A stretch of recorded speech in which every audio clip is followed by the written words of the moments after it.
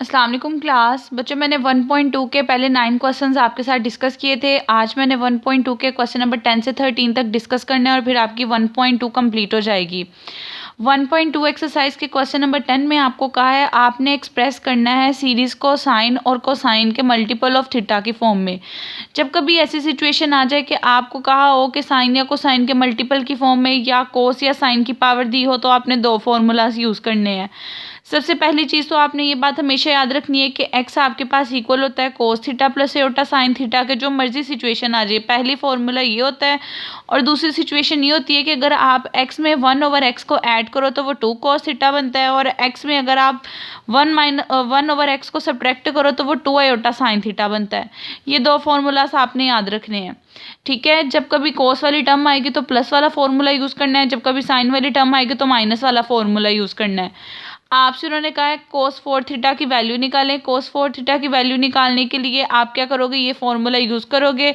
आपको पता है कि पता होना चाहिए फॉर्मूले के रिस्पेक्ट से कि x plus 1/x 2 cos theta होता है। आपको कोस थीटा की पावर 4 चाहिए, आप इस दोनों टर्म्स की होल पावर 4 ले लो। इसकी होल पावर 4 लोगे 2 की पावर 4 हो जाएगी और कोस 4 थीटा हो जाएगा।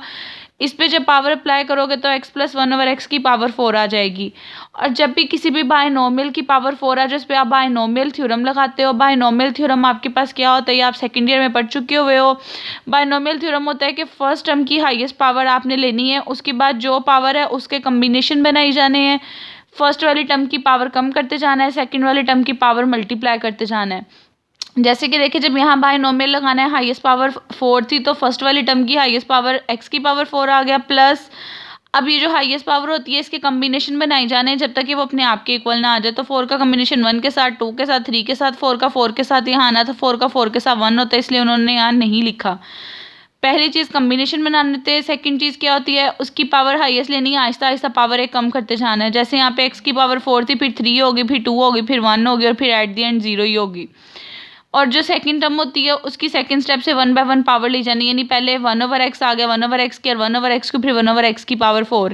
ये बायनोमियल थ्योरम लगाया आपकी रिवीजन के लिए, आपको अगेन बता रही हूँ। बायनोमियल थ्योरम में क्या होता है, फर्स्ट टर्म की हाईएस्ट पावर से स्टार्ट करके उसकी पावर 1/1 कम करनी होती है। सेकंड टर्म की फर्स्ट पावर से स्टार्ट करके 1/1 उसकी पावर बढ़ानी होती है जब तक कि वो हाईएस्ट पावर तक ना चला जाए। करने के बाद ये कम्बिनेशन सॉल्व करने, आप लोगों ने कम्बिनेशन का फॉर्मूला फर्स्ट ईयर में पढ़ा हुआ है कि NCR का formula n factorial over r factorial n minus r factorial होता है। तो यहाँ पे बेसिकली जो 4 और 1 है, 4 और 1 कम्बिनेशन की फॉर्म में 4C1 लिख सकते हो। फॉर्मूले में वैल्यू लगाओगे तो 4/1 के कम्बिनेशन की वैल्यू 4 आ जाएगी। इसी तरह 4/2 के कम्बिनेशन में फॉर्मूले से वैल्यू निकालोगे, 4/3 की निकालोगी। करने के बाद एट द एंड आपके पास नंबर्स की फॉर्म में आ जाएगा। नंबर्स की फॉर्म में जब आ जाएगा तो देखें, जो x की पावर 4 वाली टर्म थी, ये वाली और ये वाली, इन दोनों को कंबाइन कर लेना है। जो स्क्वायर वाली टर्म है उन दोनों को आपने कंबाइन कर लेना है, जो कांस्टेंट है उसको बाहर लिख देना है।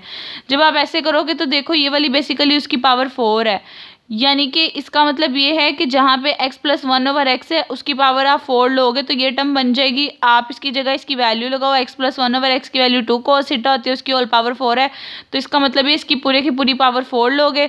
पूरे की पूरी की पावर 4 लोगे तो 2 cos थीटा की पावर होल पावर 4 आ जाना था। और जब कोई चीज़ ऊपर पावर की फॉर्म में आ रही हो और आपने उसको सेपरेट फॉर्म में ऐसे पुट करना हो तो वो उसके एंगल से मल्टीप्लाई हो जाता है, इसलिए 4 एंगल से मल्टीप्लाई होकर 4 थीटा हो गया। यहाँ पे किया 4 एज इट इज़, ये वाली टर्म स्क्वायर के साथ ही तो 2 cos थीटा का होल स्क्वायर आना था, 2 एज इट इज़ रहना है। cos थीटा में जो स्क्वायर होना था वो थीटा के साथ मल्टीप्लाई होकर 2 थीटा बन जाना है।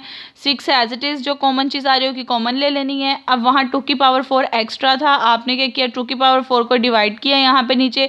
जब आप उसको डिवाइड करोगे तो एट द एंड डिवाइड करने के बाद आपके पास सिंप्लीफाई होकर ये टर्म बच जाएगी। यानी कि सिंपल, पहले आपको पता होना चाहिए कोस है, कोस का फॉर्मूला लिखना है, बायनोमियल थ्योरम लगाना है, लगाने के बाद जो जो पावर बनेगी वो वाली वैल्यू लिख देनी है। जब इधर डायरेक्ट बतानी थी, डायरेक्ट में आपने सबकी होल पावर ली थी, 2 की पावर भी ली थी, लेकिन जब आपके पास ऐसी सिचुएशन आ जाए कि अलग अलग सेपरेट सेपरेट उसके ऊपर पावर अप्लाई हुई हो तो जो कांस्टेंट नंबर होगा वो एज इट इज़ लिखना है, जो पावर होगी उसको एंगल से जस्ट मल्टीप्लाई करना है, तो आपका ये आंसर आ जाएगा।